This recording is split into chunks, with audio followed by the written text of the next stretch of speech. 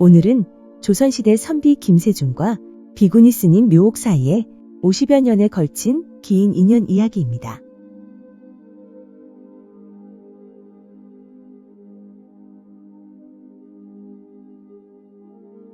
안녕하십니까. 소우쿨 극장입니다. 구독과 좋아요 그리고 알람 설정 부탁드립니다. 재미있고도 좋은 글로 보답하겠습니다. 그해 봄 한양에서 온 젊은 유생 김세준은 경기도 산자락의 작은 암자에 짐을 풀었습니다. 과거 시험을 앞두고 세상의 소란을 피해 공부에 매진하려 함이었으나 막상 절집에 발을 들여놓으니 산바람이 무척 맑고 계곡물 소리가 너무도 청아하여 처음 며칠은 책을 펼치기보다 그저 귀를 열고 귀를 호강시켰습니다. 어느 날 새벽 예불이 끝난 직후 세준은 한 비구니 스님을 보았습니다. 법당 처마 끝에 맺혔던 이슬이 빛을 받아 한 방울씩 떨어지던 그 시각, 경례를 쓸던 젊은 비구니가 문득 고개를 들어 그와 눈을 마주쳤습니다. 삭발한 머리, 회색 승복. 그러나 그 눈빛은, 세준은 그 눈빛을 평생 잊지 못했습니다. 두려움도 부끄러움도 없이 마치 고요한 연못 위에 바람 한 줄기가 지나가듯 맑은 눈이었습니다. 법명은 묘옥이라 하였습니다. 여승의 법명이라고 하기에는 너무 물기가 많은 듯했습니다. 출가한 지 2년이 채 되지 않은 젊은 비구니로 나이는 세준보다 2살 아래였습니다. 그녀는 말이 적었지만 한 번 입을 열면 깊었고 웃음이 드물었지만 한 번 웃으면 오래 마음속에 머물렀습니다. 두 사람의 인연은 우연히 시작되었습니다. 경전 한 구절의 뜻을 주짓게 물었다가 마침 그 자리에 있던 묘옥에게서 답을 들은 것이었습니다. 그녀는 담담하게 그러나 정확하게 한문 구절을 풀어냈고 세준은 그 자리에서 할 말을 잃었습니다. 이후 두 사람은 때로 경내 귀퉁이 바위에 나란히 앉아 글을 논하고 세상을 논하였습니다. 누구도 가르치거나 배우는 사이가 아니었습니다. 그저 같은 곳을 진리를 함께 바라보는 사이였습니다. 봄이 가고 여름이 왔습니다. 세준의 공부는 더디었으나 마음은 날로 풍요로워졌습니다. 묘옥과 나누는 대화는 그 어떤 경전보다도 더 그의 마음속으로 깊이 스며들었습니다.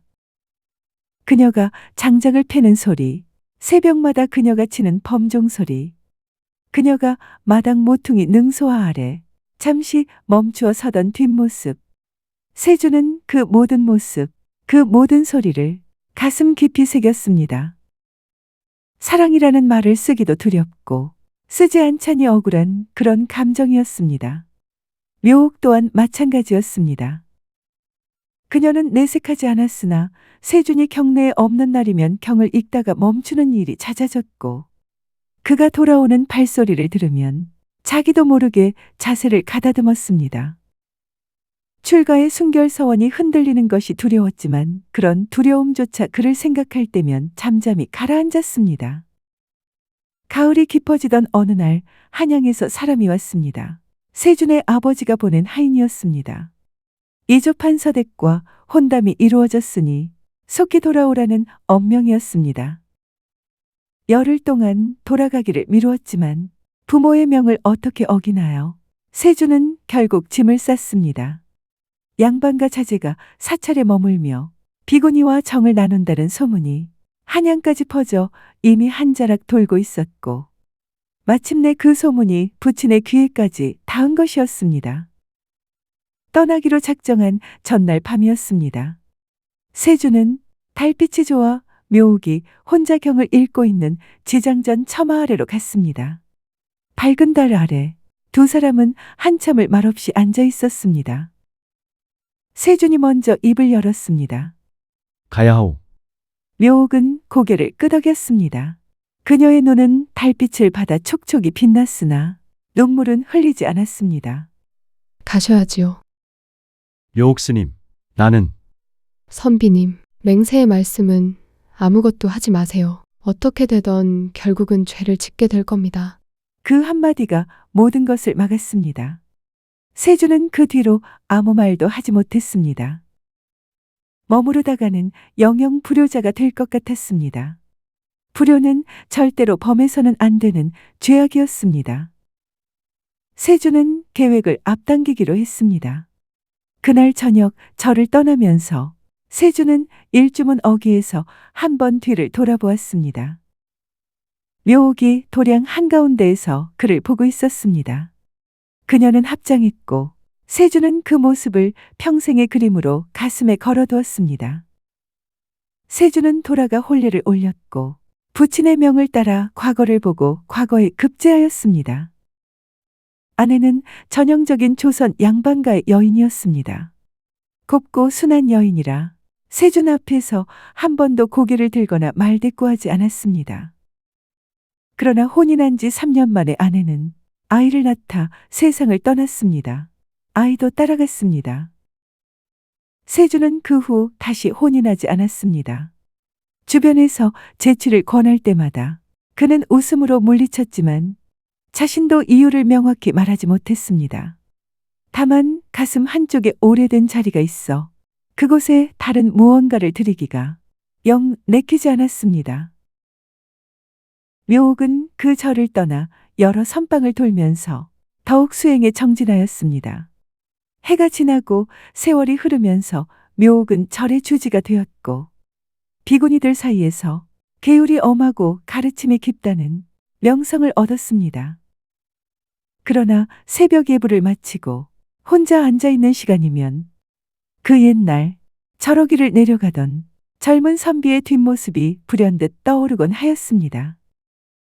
그럴 때면 그녀는 눈을 감고 염주를 굴렸습니다. 억지로 생각을 지운다고 지워지지 않는다는 것은 이미 알고 있었습니다. 그러니 어떡합니까? 죽이 되건 밥이 되건 평생의 화두 삼아 데리고 살아야죠. 봄날이 지나가듯이 욕망이나 생각이 지나가도록 그냥 내버려 두었습니다. 그렇게 50여 년의 세월이 흘렀습니다. 70을 훌쩍 넘긴 김세주는 이조참판을 마지막으로 관직에서 물러났습니다. 부친이 시키고 가문이 강제하던 벼슬에 대해서는 주어진 일이라 열심히 봉사했을 뿐 미련은 없었습니다. 퇴직하니 마음이 텅 빈 듯 허하여 세준 노인은 전국의 사찰을 순례하기 시작했습니다. 특별한 목적은 없었습니다. 그저 걷고 싶었고 오래된 기와처 마을에 앉아서 바람 소리를 듣고 싶었습니다. 세준 노인은 자기도 모르는 어떤 갈망이 자기 안에 깊숙이 숨어 있다는 것을 모르쇠 했습니다. 그저 사찰을 순례하는 것이 남은 삶을 보내는 자기만의 방식이라 여겼습니다. 한양 근교 어느 산자락을 오르던 초여름 어느 날이었습니다. 비구니 암자 하나가 보였습니다. 일주문 안으로 들어서는데 마당 끝 보리수나무 아래 앉아있는 노승이 눈에 들어왔습니다. 하얗게 센 머리와 앉은 자세의 고요함. 어딘가 낯설지 않은 모습에 발을 멈추었습니다. 노승이 고개를 들었습니다. 두 사람은 한동안 서로를 바라보았습니다. 반백년 세월이 서로의 얼굴에 새겨져 있었습니다. 깊게 팬 주름, 흰머리, 굽은 허리. 그러나 그 눈빛은 달라지지 않았습니다. 고요한 연못 위에 바람 한 줄기가 지나가는 것 같은 그 눈빛. 놀란 세준이 나직이 읊조렸습니다. 묘옥 스님, 그녀가 담담한 목소리로 말했습니다. 오셨군요. 스님은 마치 세준이 어제 떠난 사람처럼 말하였습니다. 세준의 눈이 뜨거워졌습니다. 그는 손등으로 눈가를 닦으며 헛기침하였습니다. 묘옥은 아무 말 없이 그녀의 맞은편에 자리를 내주었습니다. 두 사람이 다시 만나기 시작하면서 말들이 생겨났습니다. 세준이 암자를 자주 찾는다는 소문이 퍼지자 신도들 사이에서 수군거림이 일었습니다. 일부 비구니 제자들은 주지 스님의 체면이 손상된다며 노골적으로 불편함을 드러냈습니다. 한 젊은 비구니는 세준이 자리를 비운 틈에 묘옥에게 직접 말하였습니다. 주지 스님, 저 노인네가 왜 이리 자주 오시는 겁니까? 절집 분위기가 어수선해집니다. 묘옥은 조용히 대답하였습니다. 오래된 인연이 있는 분이다. 그 인연에 함부로 선을 긋는 것도 집착이 될 수 있느니라. 세준의 예뻤들 사이에서도 한마디씩 나왔습니다. 나이 70이 넘어 비군이 절에 드나든다는 것은 어른의 채모가 아니라는 것이었습니다. 세준은 그런 말을 들을 때마다 미소만 지었습니다. 나이 들어 채모를 지키는 것이 중요한가? 아니면 정말로 원하는 삶을 추구하는 것이 중요한가? 그는 이미 답을 알고 있었습니다. 그럼에도 두 사람의 만남에는 크고 작은 우여곡절이 따랐습니다. 한 번은 찾아갔다가 주지 스님이 일부러 자리를 피했다는 이야기를 대중 스님들에게 들었습니다. 세준은 발길을 돌렸으나 다시 찾아갔습니다. 이번에는 묘옥이 있었습니다. 두 사람 사이에 한동안 어색한 침묵이 흘렀으나 결국 묘옥이 먼저 입을 열었습니다. 용서하세요. 사정이 있었습니다. 알고 있어. 그래도 나는 찾아올 것이오. 묘옥이 작게 웃었습니다. 그 미소가 50여 년 전과 똑같았습니다. 두 사람이 함께하는 시간은 젊었을 때와 달랐습니다. 봄의 열정이나 설렘보다는 가을의 고요하고 깊은 무언가가 그 자리를 채웠습니다. 세준은 경내바위에 앉아 지나온 삶을 이야기하였고, 묘옥은 귀를 기울이며 가끔 짧게 답하였습니다. 두 사람은 오랫동안 말없이 앉아있기도 하였습니다. 그 침묵이 두 사람은 어색하지 않았습니다. 오히려 그 침묵 속에서 서로를 가장 잘 느꼈습니다. 세준이 어느 날 물었습니다. 스님, 이번 생이 후회스럽지 않소? 후회라는 것은 다른 선택을 했더라면 더 나았을 것이라는 전제에서 나오지요. 선택을 안 했으니 전제도 있을 수 없지요. 다른 삶을 살았다면 지금의 제가 아닐 테고요. 그러면 이 만남은 이 만남은 당신이 있어서 그냥 좋습니다. 시자가 차를 내왔습니다. 함께 차를 음미하는 그 시간이 두 사람에게는 어떤 긴 대화보다 값졌습니다. 그러나 가끔, 아주 가끔 두 사람 사이에는 말로 할 수 없는 어떤 감정이 스쳐 지나가기도 하였습니다. 어느 해 늦가을, 경내에 단풍이 붉게 타오르던 오후였습니다. 두 사람이 나란히 걸어가다 세준이 무심코 묘옥의 손 가까이에 자신의 손을 두었습니다. 손가락이 닿을 듯 말 듯한 순간이었습니다. 묘옥이 멈추었습니다. 세준도 멈추었습니다. 두 사람 모두 아무 말도 하지 않았습니다. 잠시 후 묘옥이 먼저 걸음을 옮겼고 세준은 그 뒤를 따랐습니다. 그날 이후 세준은 생각하였습니다. 50여 년이 지났어도 그 사람 곁에서 손 하나를 잡지 못하는 자신이 가엾기도 하고 우습기도 하였습니다. 그러나 슬프지는 않았습니다. 오히려 그 잡지 못한 손이 그 이루어지지 않은 것이 두 사람 사이를 더 오래 더 깊이 지켜온 것일지도 모른다는 생각이 들었습니다. 묘옥 역시 그날 저녁 예불을 올리며 오랫동안 눈을 감고 있었습니다. 무언가를 내려놓았는지 아니면 무언가를 더 확실히 붙들었는지는 알 수 없었지만 제자들은 주지 스님의 얼굴이 그날따라 유난히 고요해 보인다고 느꼈습니다. 세준 노인의 건강이 나빠지기 시작하였습니다. 세준이 묘옥에게 조심스럽게 말을 꺼냈습니다.